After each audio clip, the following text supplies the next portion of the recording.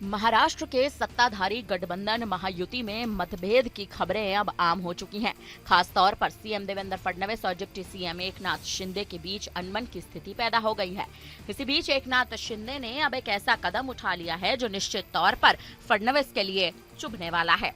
उन्होंने अपने मंत्रालय में deputy CM medical and cell की स्थापना की और इसका मुखिया अपने ही करीबी लीडर मंगेश शिवाटे को बना दिया। ऐसा पहली बार है जब किसी डिप्टी सीएम ने मेडिकल एंड सेल का गठन किया हो, जबकि राज्य में पहले से ही सीएम के लिए रिलीफ फंड बना हुआ है।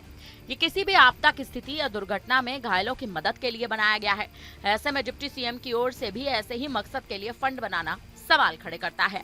एकनाथ शिंदे के सहयोगी मंगेश का कहना है कि मेडिकल एंड सेल जन स्वास्थ्य विभाग के साथ मिलकर काम करेगा, जिसके तहत किसी को भी सीधे तौर पर वित्तीय मदद नहीं दी जाएगी।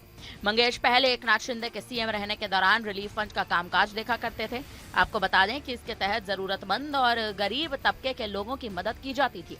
अब मंगेश का कहना है कि डिप्टी सीएम की ओर से बनी सेल स्वास्थ्य विभाग के साथ मिलकर काम करेगा। इसके पालक मंत्री प्रकाश आबिदकर होंगे। मंगेश ने यह भी कहा कि वो जब सीएम रिलीफ फंड का काम देखा करते थे तो 1 साल के अंदर ही उन्होंने 32,000 लोगों की मदद की थी। देखा जाए तो महाराष्ट्र में कहीं ना कहीं सत्ताधारी गठबंधन में मतभेद की खबरें तो आम हो चुकी हैं, लेकिन देवेंद्र फडणवीस और डिप्टी सीएम एकनाथ शिंदे के बीच भी अनबन की जो स्थिति है वो लगातार बढ़ती नजर आ रही है। एकनाथ शिंदे के सहयोगी मंगेश का यह कहना कि मेडिकल एंड सेल जन स्वास्थ्य विभाग के साथ मिलकर काम करेगा, तो दूसरी ओर कहीं ना कहीं देवेंद्र फडणवीस पर भी सवाल उठना। देखा जाए तो देवेंद्र फडणवीस जब मुख्यमंत्री बने तो उन्होंने सबसे पहले मंगेश को सीएम रिलीफ फंड से हटा दिया था। उनके स्थान पर रामेश्वर नायक को जिम्मेदारी दी गई, जो फडणवीस के बेहद करीबी हैं। वे जब डिप्टी सीएम थे तो नायक के पास कानूनी और न्यायपालिका विभाग की जिम्मेदारी थी। भले ही डिप्टी सीएम एकनाथ शिंदे की ओर से सेल बनाने पर कुछ कहा नहीं गया हो, लेकिन इसे सीधे तौर पर टकराव से जोड़कर देखा जा रहा है।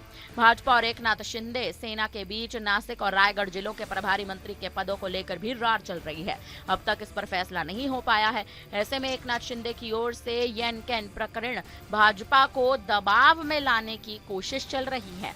इसी कोशिश के तहत पिछले दिनों उन्होंने शरद पवार के हाथों से भी एक सम्मान भी दिल्ली में प्राप्त किया था।